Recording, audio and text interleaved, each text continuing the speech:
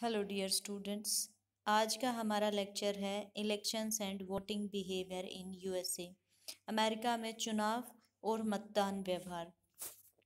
इस लेक्चर में हम जानेंगे कि अमेरिका में कौन व्यक्ति वोट कर सकते हैं, अमेरिका की चुनाव व्यवस्था की क्या खास विशेषताएं हैं, वहाँ पे जो मतदाता है वो किन कारकों से प्रभावित होता है और चुनावी व्यवस्था किस प्रकार से काम करती है। ये शुरू करते हैं।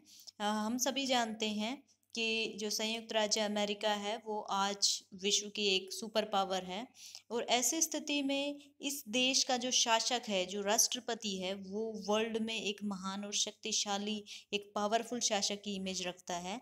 इसलिए सारी दुनिया का जब यूएस प्रेसिडेंट का चुनाव होता है तो उसमें बहुत गहरी दिलचस्पी होती है ना, कि कौन जीतेगा कौन हारेगा। ऐसा ही हमने अब देखा फिलहाल जो चुनाव हुए थे और जिसमें जो बिडेन जो है नए राष्ट्रपति बने हैं। तो ये चुनाव किस प्रकार से होते हैं या क्यों इम्पोर्टेंट होते हैं, इस बात को बहुत अच्छे तरीके से चर्चिल के इस कोटेशन से समझा जा सकता है कि at the bottom of all the tribute paid to democracy is the little man walking into the little booth with a little pencil making a little cross on a little bit of paper।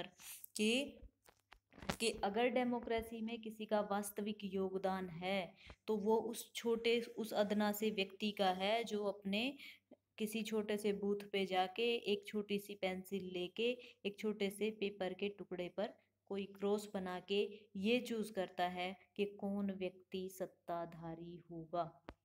और उसकी ये जो व्यक्ति ये vote डाल के आता है, इस वोटर की वजह से उस देश में जो शासन सत्ता है उसका हस्तांतरण शांति पूर्वक हो पाता है। तो जो संयुक्त राज्य अमेरिका है वहाँ पर भी क्योंकि डेमोक्रेटिक शासन व्यवस्था है, वहाँ पे भी मतदाता महत्व रखते हैं। तो इसीलिए आज इनके बारे में आइए जानते हैं। तो सबसे पहले सवाल उठता है कि अमेरिका में कौन व्यक्ति वोट कर सकता है। अमेरिका में कोई भी व्यक्ति जो एज अ वोटर रजिस्टर्ड है, एज अ वोटर रजिस्टर कौन है? हर एक वो व्यक्ति जिसने 18 वर्ष की आयु पूरी कर ली है। लेकिन क्या ये राइट पहले से सबको इक्वली मिला हुआ है? जवाब है नहीं। ये 15वें संविधान संशोधन के द्वारा अफ्रीकन अमेरिकन को दिया गया था, 19वें संविधान संशोधन के द्वारा विमेंस को दिया गया था और 26वें संविधान संशोधन के द्वारा ये हर उस व्यक्ति को दिया गया है जो संयुक्त राज्य अमेरिका का नागरिक है और 18 वर्ष की आयु पूरी कर चुका है। यानी हमें ये पता होना चाहिए कि जिस प्रकार से भारत में एक ही झटके में हर 18 साल के व्यक्ति को वोट का अधिकार दे दिया गया था, उस प्रकार की व्यवस्था अमेरिका में नहीं रही। ये अलग अलग चरणों में अलग अलग वर्गों तक एक्सटेंड किए गए। आइए अब जानते हैं कि वोट करना है या नहीं करना है। ये वहाँ के सिटीजन की एक फर्स्ट चॉइस होती है और वो क्योंकि उसकी खुद की चॉइस है इसलिए हम जनरली देखते हैं कि यूएस में जो वोटर टर्नआउट है वो बहुत ज़्यादा कम होता है, यानी बहुत ज़्यादा लोग उत्सुक होकर वोट डालने नहीं जाते हैं। और इसके कुछ कारण भी हैं। कारण क्या है? वोट डालने वो लोग जाते हैं जिनको लगता है कि जो पार्टी है उनके बीच में क्लियर डिफरेंसेस हैं। जब हमने पार्टी सिस्टम पढ़ा था तो देखा था कि वहाँ पे क्योंकि टू पार्टी सिस्टम है और दोनों पार्टियां लगभग एक जैसे मुद्दों पर सहमत होती हैं, ऐसे में जो वोटर है उनको लगता है कि दोनों पार्टियों के केवल नाम अलग हैं जबकि अंदर से ये एक जैसी हैं, तो कोई भी सत्ता में आए उन्हें क्या फ़र्क पड़ता है। इसलिए ऐसे लोग वोट डालने नहीं जाते, लेकिन जो इनमें डिफरेंसेस देखते हैं वो वोट डालने जाते हैं। ठीक है। इसके अलावा पॉलिटिकल एफिकेसी है ना, कि यानी ये देखना कि जो पॉलिटिकल पार्टिसिपेशन है वो सच में इम्पोर्टेंट है, अगर वो जाएंगे तभी सिस्टम अच्छे से रन करेगा, इसलिए लोग जाते हैं। और इसके अलावा वो लोग जाते हैं जो इसे अपना नागरिक कर्तव्य समझते हैं कि जो डेमोक्रेटिक कंट्री है उसमें एक सरकार को सपोर्ट करना या सपोर्ट ना करना एक नागरिक का फर्ज होता है। तो अपना फर्ज निभाने के लिए भी कुछ लोग अपनी वोट डालने की चॉइस जो है उसको चूज़ करते हैं। आइए अब देखते हैं कि वहाँ पे जो अमेरिकन्स का वोटिंग बिहेवियर है वो किन किन फैक्टर्स, किन किन तत्वों के द्वारा निर्धारित होता है। तो सबसे पहला कारण तो है मैंडेट थ्योरी ऑफ इलेक्शन, यानी कि वहाँ पे जो इलेक्शन है उसमें किसी ना किसी दल को क्लियर मेजोरिटी की ज़रूरत होती है, इसीलिए वहाँ का नागरिक वोट डालने जाता जाता है, क्योंकि अगर किसी को बहुमत नहीं मिलेगा तो फिर से चुनाव कराए जाएंगे और ऐसे में उनको बार बार इलेक्शन में जाना पड़ेगा। इसलिए जनता पहले ही सोचती है कि वो एक ही बारी में जो इलेक्शन का झंझट है उसे खत्म कर दे। यानी मैंडेट थ्योरी ऑफ इलेक्शन से अमेरिकन वोटर का वोट प्रभावित होता है, बिहेवियर प्रभावित होता है। दूसरा है पार्टी आइडेंटिफिकेशन।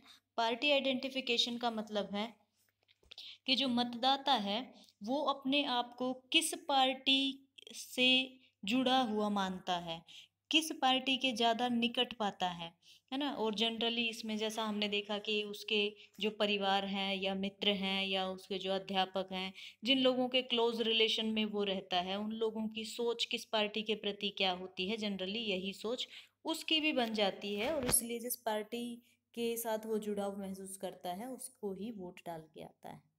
इसके अलावा जो पर्सनैलिटी है, यानी जो चुनाव में उम्मीदवार खड़ा है उसकी प्रत्याशी का व्यक्तित्व क्या है, वो जनरली उसको पसंद करते हैं या नहीं करते हैं, वो जो प्रत्याशी है वो ईमानदार है या भ्रष्ट है ना, वो किस प्रकार का है।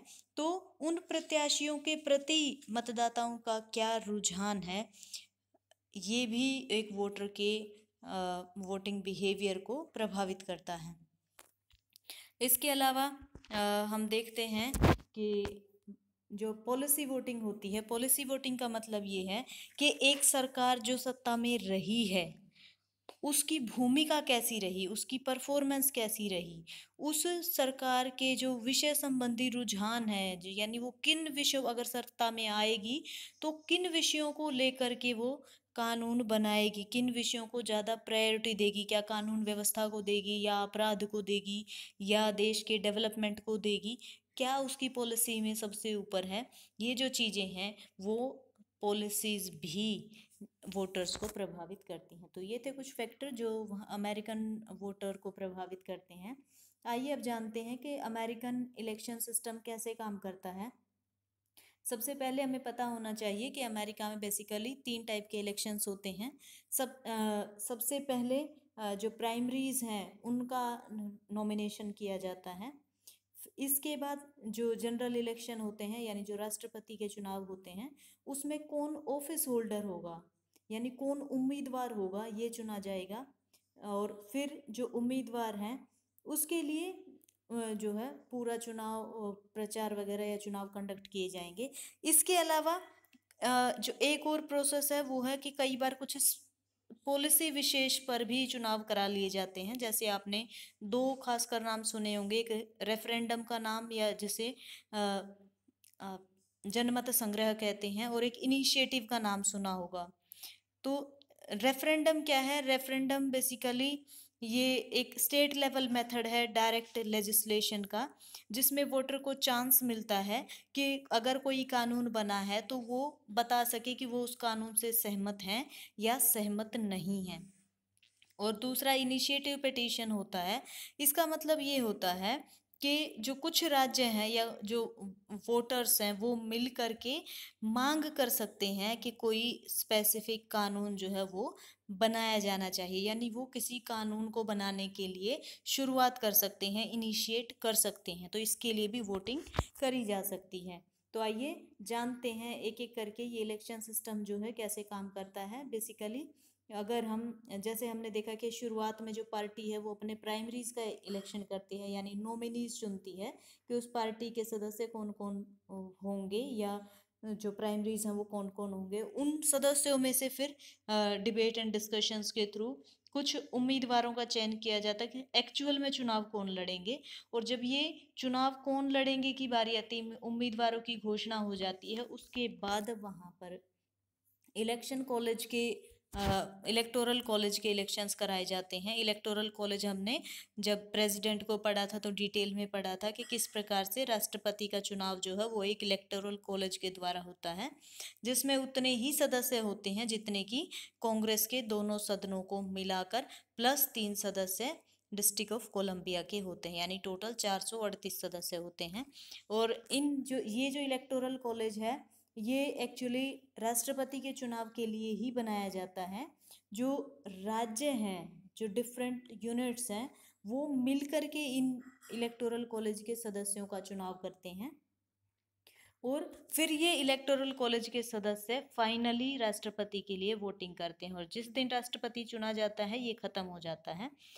इस इलेक्शन में ये जो इलेक्टर्स का चुनाव किया जाता है, इलेक्टोरल कॉलेज के सदस्यों का जो चुनाव होता है, इसमें विनर्स टेक ऑल सिस्टम जो है वो यूज किया जाता है। इसका मतलब ये है कि एक पार्टी जो इलेक्टोरल कॉलेज के सदस्यों के जिसके सदस्य चुने जाने हैं, अगर उसके सदस्य किसी राज्य विशेष में बहुमत प्राप्त कर लेते हैं तो उसको उस राज्य की सारी सीटें मिल जाती हैं, इसलिए इसे विनर टेक ऑल सिस्टम कहा जाता है।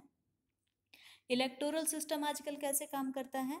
जो इलेक्टोरल ये हमने आपको बता ही दिया कि इलेक्टोरल कॉलेज में उतने ही सदस्य होते हैं जितने हाउस ऑफ रिप्रेजेंटेटिव और सीनेट को मिला करके, यानी कांग्रेस की टोटल सदस्य संख्या होती है। और जो विनर है, विनर को पॉपुलर वोट मिलता है। पॉपुलर वोट का मतलब ये है कि जिसको ज़्यादा वोट मिल जाते हैं, जो चुनाव में बहुमत हासिल कर लेता है, उसको लगभग सारे वोट मिल जाते हैं। जो एक बार जब इलेक्टोरल कॉलेज के सभी सदस्य चुन लिए जाते हैं तो फिर इनकी दिसंबर में एक मीटिंग बुलाई जाती है, जहाँ पे ये अपना अपना मतदान डालते हैं राष्ट्रपति के उम्मीदवारों के फेवर में। और फिर ये वोट डलने के बाद इन सारी वोट्स को वाइस प्रेसिडेंट के पास भेज दिया जाता है, जो कि सीनेट की अध्यक्षता करता है। और वाइस प्रेसिडेंट जो है ये बाद में दोनों सदनों की संयुक्त बैठक में, यानी हाउस ऑफ रिप्रेजेंटेटिव और सीनेट दोनों की संयुक्त बैठक में बैठता है और इन वोटों की गिनती कराता है। और इन वोटों की गिनती में जिस भी कैंडिडेट को बहुमत मिलता है, यानी 438 में से मैक्सिमम 270 वोट जिसको भी मिलती हैं, उस व्यक्ति को वहाँ का राष्ट्रपति घोषित कर दिया जाता है। लेकिन अगर किसी व्यक्ति को स्पष्ट बहुमत ना मिले तो हाउस ऑफ रिप्रेजेंटेटिव जो है वो जो टॉप 3 कैंडिडेट्स हैं, उन टॉप 3 कैंडिडेट में से किसी भी एक को राष्ट्रपति चुन सकता है।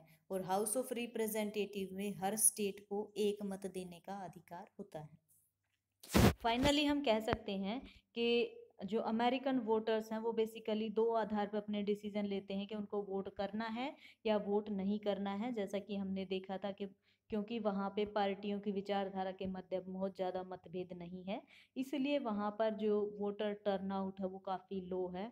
और जब वो डिसाइड करते हैं जो लोग कि हमें वोट करना है, वो किसे वोट करना है इस बात को लेकर के बहुत सारी चीज़ों से प्रभावित होते हैं। जैसे इलेक्शन कैंपेन हो गया, जैसे उम्मीदवार की पर्सनैलिटी होगी, जैसे उनके खुद का जो विचारधारा है वो किस पार्टी से अपनी आइडेंटिटी समझते हैं, उनका क्या पॉलिसी ओरिएंटेशन है, जनता जो सरकार है उसकी पॉलिसी के बारे में उसकी किस प्रकार की जो है रुझान है या किस प्रकार की सोच वो रखता है।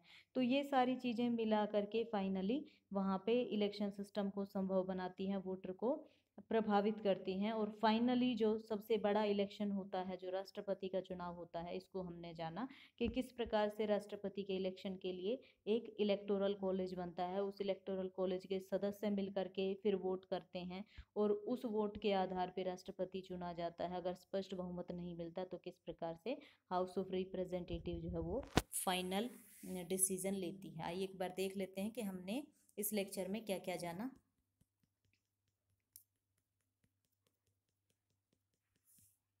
सबसे पहले हमने इसमें देखा कि इस इलेक्शन किसी भी देश के लिए क्यों ज़रूरी है। फिर हमने जाना कि अमेरिका में कौन व्यक्ति वोट कर सकते हैं।